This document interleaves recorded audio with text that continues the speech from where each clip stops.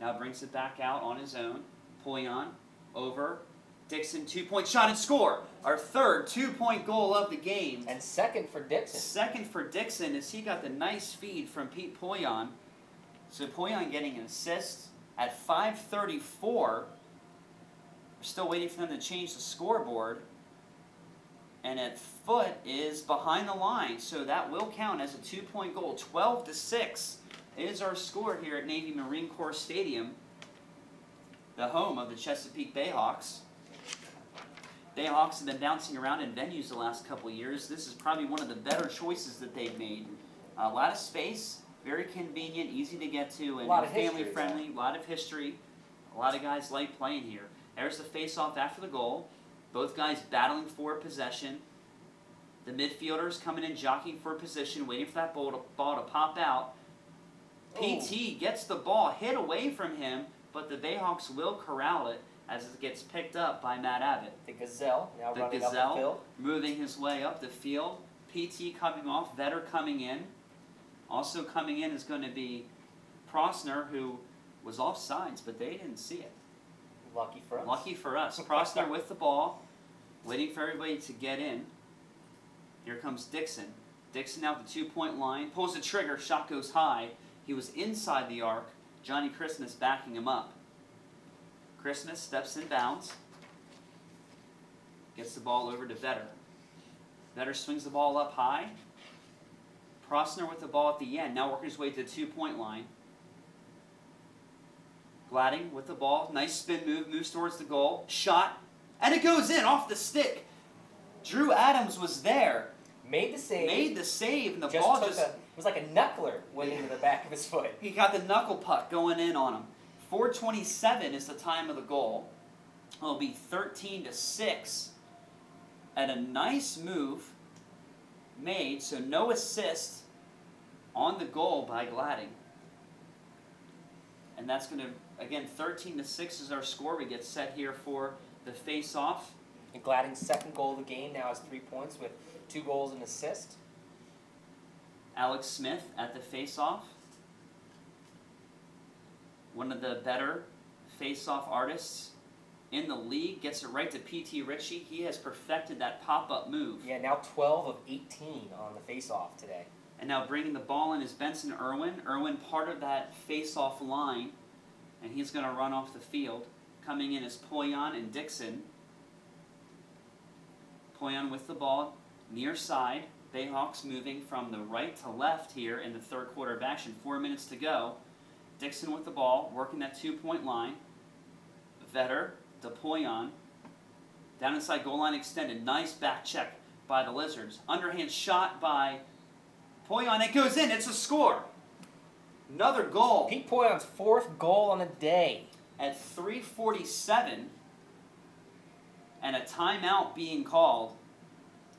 And necessarily so, I'm sure, for Long Island. Well, three unanswered goals, and one of them being a 2-point. So 4 points rattled off in the last basically 2.5 minutes. Poyon had no defense on him. He was able to step into that shot and get the goal. He was about 3 feet in from that 2-point line, so still a pretty nice distance on that shot.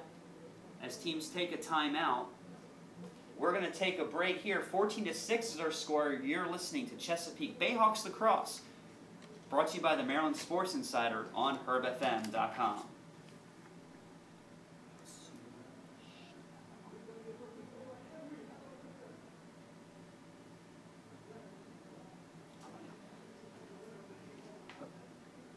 I should have time to pee real quick. Oh, we got 3:47. I didn't hold it down. All this water is going straight through. And we're back here at Chesapeake Bayhawks Lacrosse. Brian Bartsch and Jared Welsh bring it to you on the Maryland Sports Insider as we get restarted here after the goal, 14-6, and the timeout, 3:40 left to play in our third quarter of action. The Bayhawks working very well together with mostly a rebuilt team here. Doesn't really look like it. Looks like these guys have been playing together for a while. Really shows the professionalism of these athletes. Dixon with the ball at the 2-point line. Shot save made by Adams. Adams has come up pretty big but has also let some easy ones get by him. Kind of the ebb and flow of what happens as a goaltender as we move through.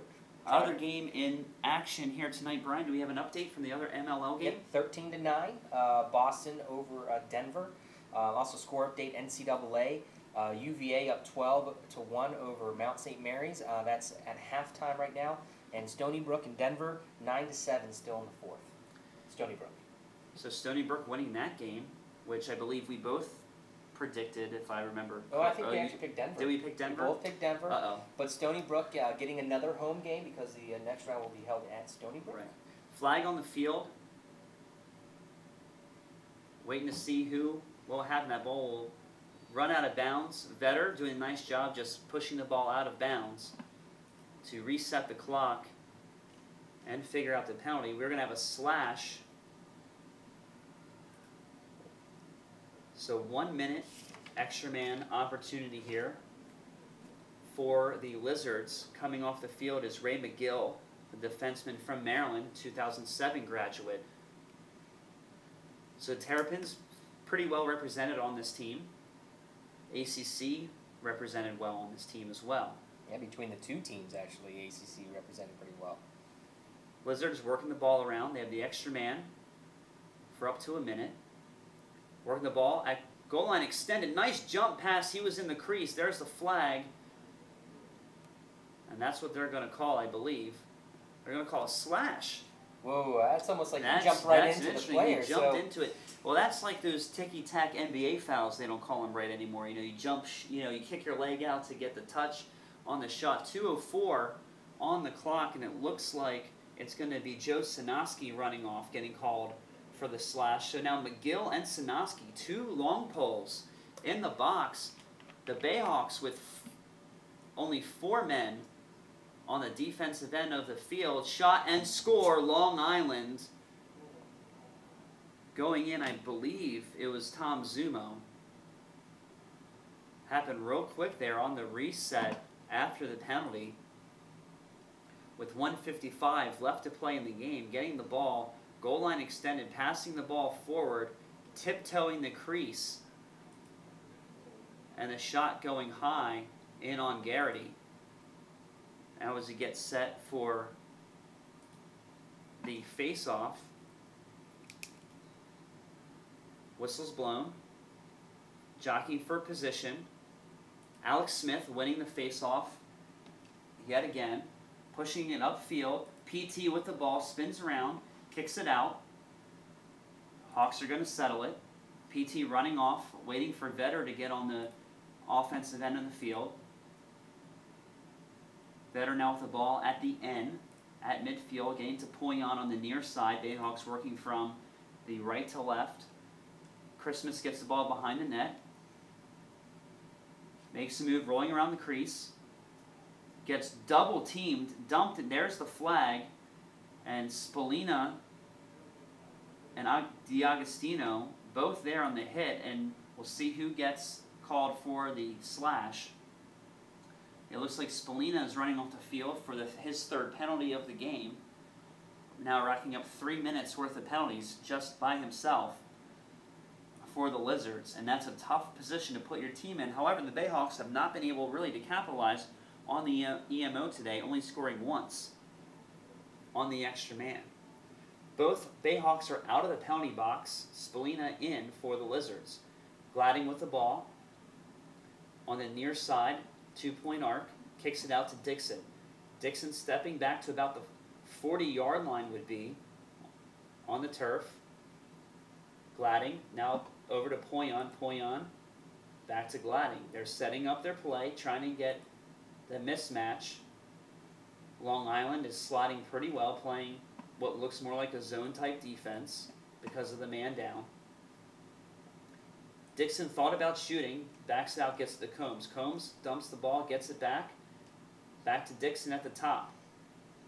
Nice ball movement here by the Hawks, but they're going to run out of penalty time. 13 seconds left on the shot clock, 21 on the game clock. 8 seconds, the ball rolls out of bounds, so possession goes to Long Island, and that basically kills the penalty. Here comes Long Island, 14 seconds. Pizer with the ball. Stephen Pizer. And an errant horn was blown. They will reset the shot clock and the game clock, it looks like. No, they're going to turn the shot clock off. Only 8 seconds left. Kind of disrupts the flow there for the Lizards. Kind of a hometown buzzer there on the horn. 8 seconds left. And now the Lizards getting their guys in position to bring this ball in. They're going to up it to 10 seconds because of the errant horn. Lizards with the ball. One-on-one. Back, behind the back shot. Goes wide. Follow-up shot. Bayhawks possession. They throw it downfield. So at the end of 3, our score is 14-7 in favor of the Chesapeake Bayhawks here at Navy Marine Corps Stadium. We're going to take a short break. We'll be back with our 4th and final quarter of action. You're listening to Chesapeake Bayhawks Lacrosse here on the Maryland Sports Insider, brought to you by herbfm.com. Some shit like that.